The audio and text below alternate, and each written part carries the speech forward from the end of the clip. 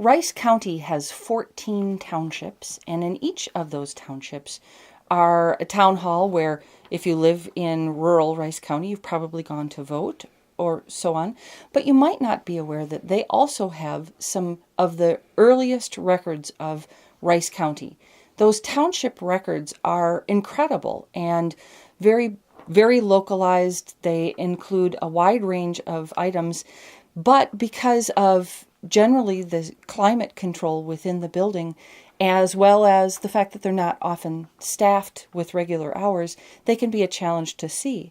We've been working with townships across Rice County to transfer those records here to the Historical Society so that researchers can have better access to those records. When I mention township records, what does that mean? Today we're going to explore some of the resources and topics that you can find by looking through these township records. One of the books that's most often requested by researchers are the birth and death registers for the townships. They include a lot of interesting information: place of birth, the date of birth, of course, parents' names, and so on. And for the death information, again, place of birth is recorded and what they died from and their parents' names and so on, which can be invaluable to a genealogical researcher. Mm-hmm. Town books were effectively the secretary minutes of each meeting. They would certainly be the minutes, but it also included some financial recordings and well as reports from the road districts. That's an interesting piece of township records, are the roads and who takes care of and who tracks the roads and how did they get started.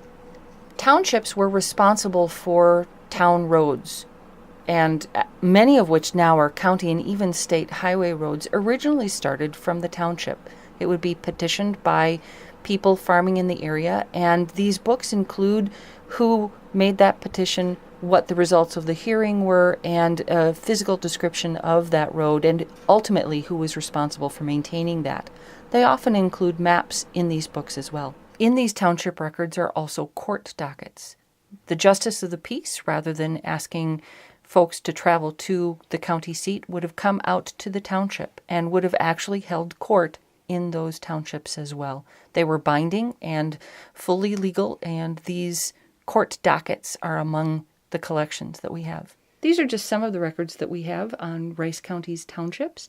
We invite you to come to the museum to take a look.